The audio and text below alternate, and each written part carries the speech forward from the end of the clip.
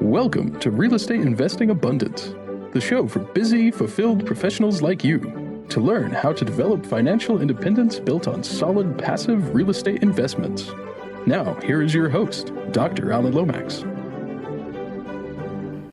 Hello, enlightened investors. Delighted to be with you again today as we take a look at active versus passive investing. Mike Sowers is the CEO and the founder of Commercial Investors Group, a private equity company that repositions commercial real estate assets.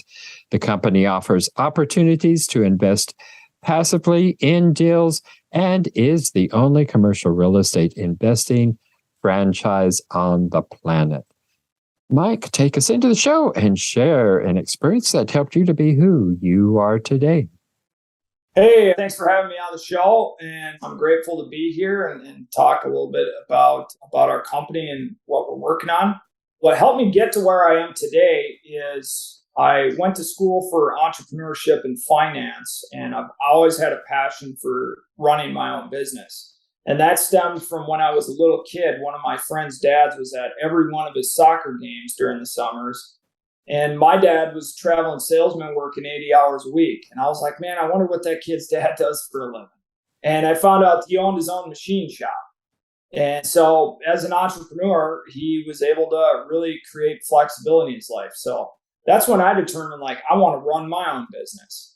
And so fast forward, I had this drive to succeed and start my own business. So I ran a franchise for college pro painters for a couple summers. And then ultimately I started my own remodeling business. And I read Rich Dad, Poor Dad in college and got excited that real estate was it. I made a decision. I'm going to get rich in real estate. You know, watched one of these late night Carlton Sheets kind of deals and bought the course. And that's how I started my journey. And I started buying properties at 21 years old and did it all wrong and backwards and way overpaid for everything and leveraged myself up to my eyeballs and lost everything that I had in the 2007-2008 crisis. And that was the best blessing ever because I'm not a quitter. And so I learned how to raise capital from other people. I learned how to flip houses, and I learned how to do a lot of other things that forced me to get seller financing and do creative deal structures because I didn't have credit anymore. And what I realized is that you don't need credit to buy properties. You just need other people who have credit to buy properties, or you need to convince the seller to finance the deal. And so I came up with a lot of different creative financing strategies, and I started looking at deal structure to extend beyond purchase price and how many days to close to how are we financing the deal as well. And so fast forward, I did that for a little over a decade, and I built a pretty substantially sized remodeling company, and I sold that business in 2017. And all those years, I had renovated over 1,000 projects and mixed in wholesaling, flipping, and rental properties. There was only one challenge. I got bored. I got bored of residential real estate. Flipping a house to make 20 or 25 grand or even 50 grand didn't feel exciting to me anymore. And it just felt like I was like, the only way to continue expanding is to just keep taking on more and more headaches. And I didn't want to do that. I wanted to take a step back. I lost my mom to suicide in 2015. And the 2 years that followed that, I went down a pathway of self-reflection and ultimately decided that life was no longer about making as much money as possible. It was about designing a life where I was going to be impactful on the people that I love. And so it kind of changed my mindset. So I said, look, I'll take a pay cut. I'll sell my business and I'll go back to doing something that gives me that freedom. Going back to the original reason why I got in the business in the first place as a kid was I want to be there for my kids' soccer games. So after 2017, I started buying commercial properties. I had the cash that I thought was needed to finally do it. And I kind of relearned the same lesson over again for the second time, which was you don't need cash to buy commercial properties either. Because I ran out of cash and then I solved a complex problem, which was how do you raise capital from other people who are good people that want to get in on these deals, but they either don't have the time or the experience to do it. And I figured out how to structure partnerships that are extremely beneficial to all the people involved, where one group of individuals puts up the cash and in exchange for remaining completely passive, they give some of the upside to the other group who does all the work. And then I wrote a book on what that work is. It's the 7 steps that we utilize in our system And I published that on Amazon last year. And I was blessed that hit in Amazon best-selling status in the first week it came out, and has been bought by countries all over the world. And people are utilizing that system now to implement these strategies in their market. And it's given us a lot of access to, speaking events and podcasts and things like that otherwise we may not have had opportunities to do. So I'm just excited to be able to give away these strategies to other people and not expect anything in return. My goal is to help other people get to where they want to be financially so that they can be at their kids' soccer games. Mike, thanks for sharing that. A very interesting story. And take us into what it is that is different about what you do as a commercial investor as opposed to what a typical syndicator would do. Well, there's a few things. One is we don't have a coaching model to help other people do this. We have a franchising model. And I used to coach people, but then I realized that it was very front heavy, one-sided deal. They would pay me 50 or 100 grand on the front end. I'd coach them for 12 months and send them on their way. And maybe there were opportunities to partner with them on some deals, but it didn't feel like a long-term relationship. I've been talking all morning. So I came across this idea of, well, what if we actually franchised it? And instead of saying, we're going to coach you, is you're going to be a long-term partner. And it's how we can buy properties in their market and still have local boots on the ground. And so we are the only commercial real estate investing franchise system on the planet. In our models, we buy ugly commercial buildings, basically. It's kind of like HomeVestor's model, but I can't disclose anything about their model really, but just know it's a fee-based model. Ours is a partnership equity-based model. So our royalty, if you will, is partnering with them on the deal. So we only win when they win. It's a true alignment of interest. It's not a transactionally based nature relationship. So nobody else out there can say that they're doing that. The second thing that's unique is I built a proprietary software system to do multi-channel direct marketing, deal analysis, due diligence, and back-end funding for the entire front end of our process, or like the first 3 of our 7 steps. It automates all of that. And nobody else out there has anything like it. And that's the backbone of our organization that our investors and our franchisees get access to really walk along this path. And what it really does is it allows us to capture more opportunities and structure a lot of risk out of our deals because we're able to see pinpoints in different metrics and stuff that other people that don't have this kind of visibility into their data can't see. Sounds very interesting. Mike, take us through just the 7 steps that you have outlined in your book. Sure. So they all started with F. I'm a big fan of alliteration. I love poetry, and alliteration is my favorite tool when writing poems. So they are F's. It's find, figure, fund, fix, fill, financials, and freedom. So basically the system is this. You go find a deal, figure out what to pay for it, and fund it using debt and equity partners.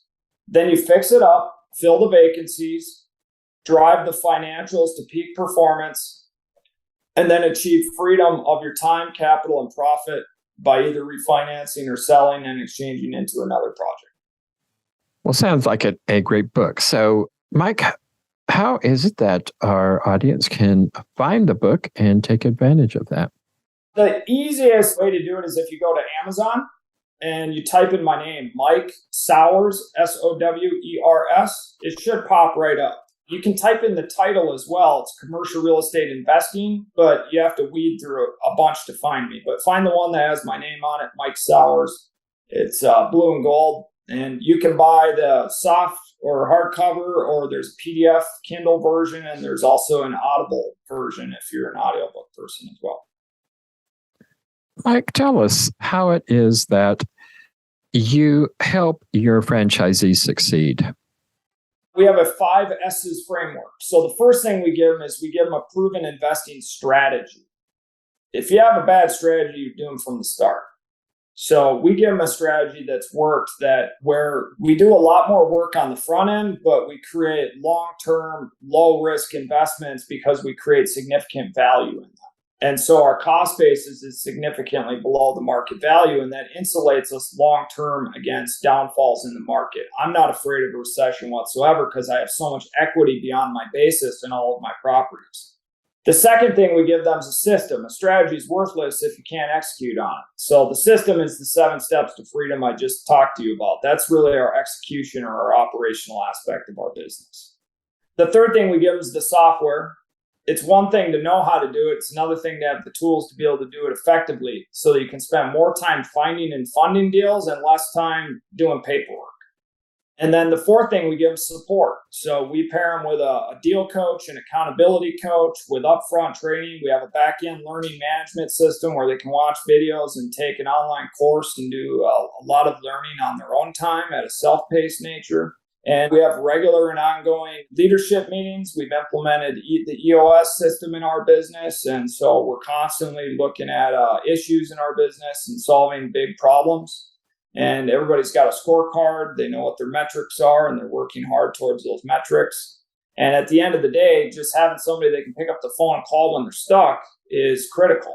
I think that's the most important piece because the process and the strategy are simple, but the deals themselves are complex. And there's so many different moving parts that if you don't have somebody to help you see from above the clouds, you can get lost in the minutia and miss some big pieces of the pie. So it's good to have a second set of eyes at corporate helping you with all that stuff. And, we help them generate leads. We have a deals meeting every week. We actually do all of their property level accounting for them. So our goal is so that they can focus on big picture stuff and drive their business forward. And we take a lot of the small pieces that usually weigh down first time operators, people who have a portfolio of under 10 properties and they get stuck in the day-to-day management of the business or they don't know how to generate leads. We solve a lot of those problems for them so that they can really grow their business much more effectively and efficiently.